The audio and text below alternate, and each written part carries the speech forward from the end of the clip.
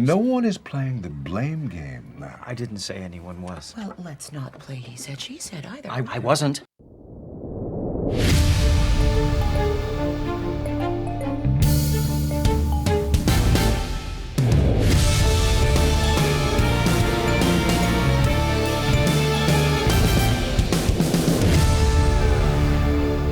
Welcome to another bonus episode of Kill James Bond. I am November Kelly. I am joined, as always, by my friends Abigail Thorne and Devon. Hello, it's the summer of love. It is. What I've heard, at least. And we're joined not only by my friends Abigail Thorne and Devon, but also by my friend, my No Gods, No Mares co-host, and all three hosts of Kill James Bond, Mattie Lubchansky. Mattie, how's it going? It's great. I'm so glad to be back. Talking about, I chased you through multiple other podcasts while you were talking about this movie to find you here in your house to finally talk about this movie. Thank you for breaking down the door to my house. No, there's no one I'd rather talk about this movie with, because we are talking about For Religion Season, which is now finally not just a byword for Catholic season, a movie I really like, my second favorite Coen Brothers movie. We're talking about A Serious Man. That's right. And you needed, this is your words to me, and I quote, some Jew. Yep, I did. I did say that verbatim. I said it also in a very dismissive and racist tone, I think. Yeah, for sure. I mean, because the thing is, I originally considered like converting just to both tick it off the like completion chart, but also you're really hedging your bets religion-wise. 100% being Abrahamic religion. One of these is going to be right, okay? Yeah, but you've also got to hope that none of them are jealous. which some of them say that they are. They're all very jealous. The problem is I started with a very jealous one, so that really put me at a disadvantage. You can't be religiously polyamorous. I figured it would take too long to become Jewish in order to be allowed to make in-group jukes. In-group jukes? In-group jukes? You're trying to avoid other Jews. In-group jokes about Was the Grink there? Was the ski dude there? Did he sell it on Grunted? Should I kill myself? What's a religiously acceptable method? November tried to convert, and the first rabbi did the first rejection of the 3 rejections you're supposed to get, and then you felt too bad and just went home. You're like, that does sound like something I would do. Yeah. They're supposed to reject you 3 times? Is it like drama school? You gotta want it. Yeah, you're supposed to. The rabbi is literally supposed to slam the door in your face twice. Really? Yeah. First time, I'm just like, I go home. But yeah, so as I say, a dream. And we stopped doing Catholic season. Sort of. I've said many times about the Coen Brothers that they're like very Jewish and very Catholic at the same time. So you can multi-class. This is my first Coen Brothers movie. Oh, well, I hope you enjoyed it. There's some good ones out there. I really enjoyed it. Yeah. But so we begin with a little epigram, which instructs us to receive with simplicity everything that happens to you. Cool. And then we get a nice little prologue. I just want to note, I have the production notes open. And there's 2 things you need to know about Joel and Ethan Coen. One is that they say a lot of things about their movies, and some of them are not true. Some of them are lies. And so one of the things that they say about this bit is, it sets the tone, but it doesn't have anything to do with the rest of the movie. This is a lie. This is a flagrant lie. Yeah. Yes. I get around this by never listening to anything a director says about their own work. It's like, leave it to me, pal. Yeah. I'll watch the fucking movie and decide what you mean. I'm checking my big clipboard here, and it says you're dead, actually. Yeah. But so we're in the shtetl. It's a snowy night. And a guy comes home, Velvel comes home to his wife Dora with a funny story where, the wheel fell off the cart and I had to fix the cart. And as I was fixing the cart, I ran into this other carriage with this guy who you know. Yeah, but I met this old guy. Yeah. Yeah, this old rabbi, Trital Groshkover. Yeah. Reb Groshkover. Yeah. And she goes, "Oh, you dickhead, you idiot." He helped me out, and then she's like, "You're a fucking idiot." Dora, and he's I like, love Dora so why? much. He's like, he died 3 years ago. She is breaking up a big bucket of ice. It's winter. It's a snowy night outside. She's stabbing this bucket of ice, and when she hears the name, she stops and she's like, "God has cursed us." Yeah. Spooky. He died 3 years ago, and he's like, "What are you talking about? He can't have died 3 years ago. I just saw him." And then we get And it's like, Yeah. oh, fuck, what the fuck is happening? There is another bit here where Velva was like, he's, he can recite any passage from the Mishnah, right? Like he's, and so immediately you get this sense, right? Evil is abroad in the land. Oh, I mean, absolutely. I've always said this.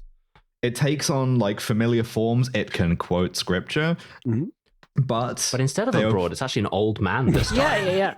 evil is an old man in the land. Yeah. Maybe. Because we get this knock on the door and then Velva's just like, well, obviously I invited him back. It's a cold night. I invited him back for something to eat. Zoop. And then the door opens and it's this guy, Treadle, and he's like, hey, what up? He seems normal. Charming. Very kind of glad handing. And basically the wife comes right out and is just like, are you a Dybbuk?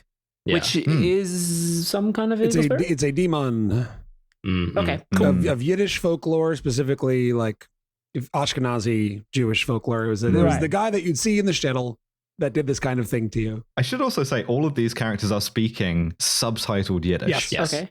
They are. And so Dora is like, this is a fucking Dybbuk. Yeah. It's like, go on, then eat something, cunt. Prove it. And he's like, oh, I can't. I'm full. Yeah. Velvel basically paraphrases my favorite joke from Best in Show, which is Dybbuk Schmibbik, I said more ham. Yeah, like, he describes himself as a rational man, right? And as a rational man, he knows better. Yeah. But really, we understand that what he's worried about is like embarrassment here. Yeah. Like this is an influential man. He's a rabbi, and she's just being insulted. Reb is not a rabbinic title. Reb is like saying like Shri in Hindi or something. It's like very it's like you are a respected elder of the community. You are a knowledgeable man. You know the Mishnah, whatever. Yeah. You can't accuse him of this. Like you'll ruin his career if you publish this. He's a serious man. Yeah, his wife maintains this. She's like, look, he's got one he died 3 years ago. I'm fucking telling you. Look at him. He's got one shaved cheek. That's just like when they laid his body out. They shaved one cheek and then they left the room because somebody was at the door. And then that's why he's walking around now with one shaved cheek. And the guy's just like, I missed a spot when I was shaving this morning. In Jewish tradition, you were supposed to watch the body for 24 hours until it is buried immediately. Yeah, otherwise it gets Dybbuked. Yeah, that's reasonable. It's good to keep an eye on. This is again, it's themes, right? You have to carry on these observances because if you don't, like demons will get in, right? And it's not just about observance in the sense of like doing something; it's about vigilance, right?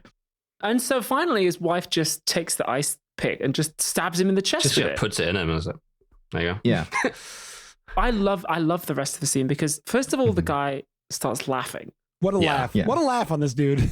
She's like, I fucking told you, he's a fucking there's so Dybbuk. many glances between the couple. Just being like, she's like, I fucking told you he's Dybbuk. But then he starts bleeding. And he tries to leave. And the way in which he leaves, like, spoilers, listeners, the theme of this film, one of the themes of the film is like ambiguity and how you can't always tell what's going on.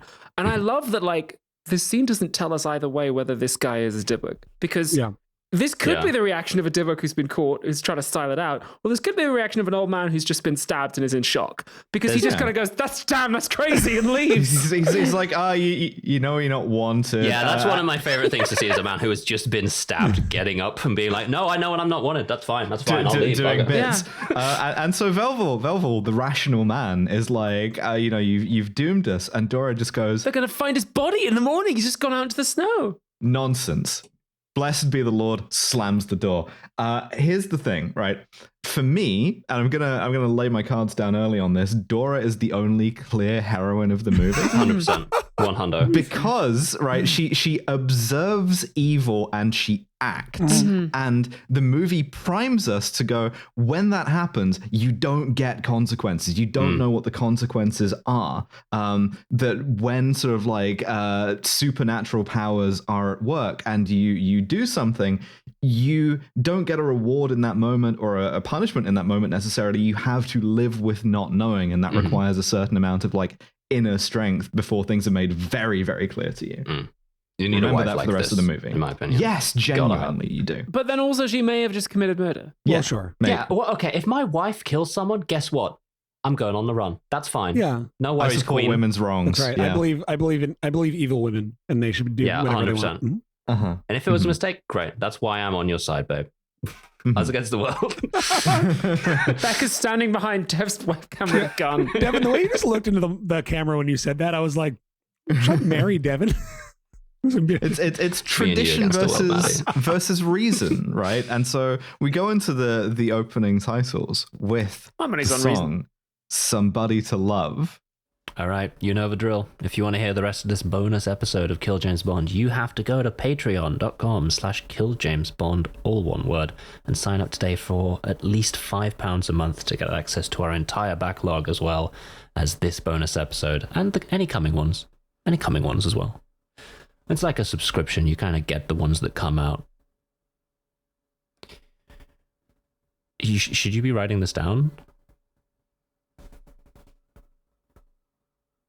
All one word.